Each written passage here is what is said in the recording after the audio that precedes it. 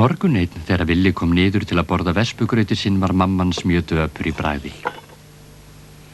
Ó, ég minn eini, þetta eins og í svínastíu, sagði hún.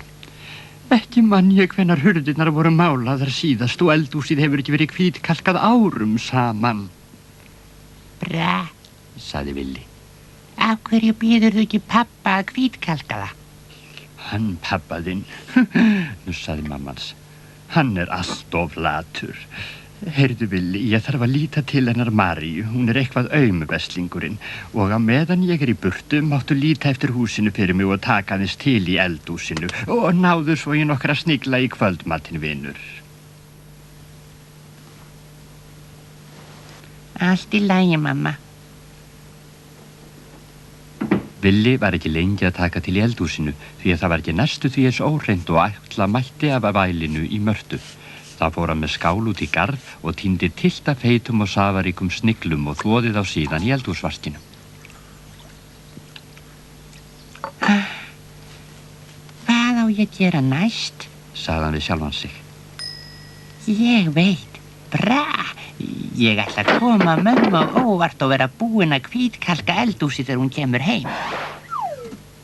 Hann flýtti sér inn í eldhúsið og byrjaði að vinna undir eins. Innan skamms var hann búinn að stafla öllum húsgögnunum á mitt gólfið. Þá sótt hann stóra þvottaballan og hálffyllt hann af kalki og vatni. Eftir að hafa hrært vel upp í blöndunni gat hann byrjað að hvítkalka. Hann flaug upp og niður og fram og aftur með kústinn í nefinu og nam staðar af og til að dýfa kústinum í balan. Áður en langt leið var hann búinn með fyrsta vegginn og svo annan vegginn og þann þriðja þar sem arinin var.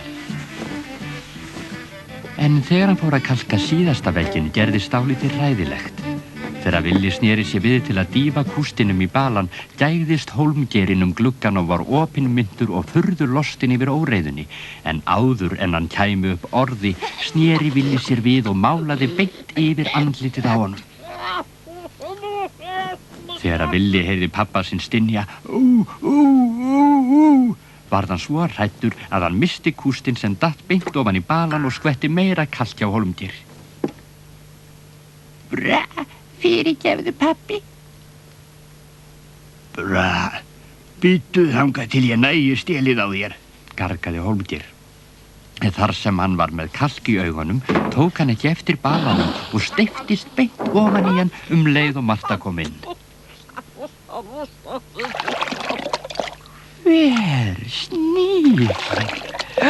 Það snjókarl í eldhúsinu hjá mér og hann á lífi. Nei, mamma, þetta pappi, sagði Villi með tárin í augunum. Að sjálfsögðu fór Marta með Hólmgeir út í bakgarðinn og lét Villa dæla yfir hann vatni. Síðan gaf hún honum stóra steið af meðali svo hann fengi ekki kvef og sendi hann svo í rúmið. Þegar hún sá hvað Villi hafði hvítkalkað eldhúsið vel, gat hún ómögulega verið að skamma hann fyrir að hvítkalka pappa sinn.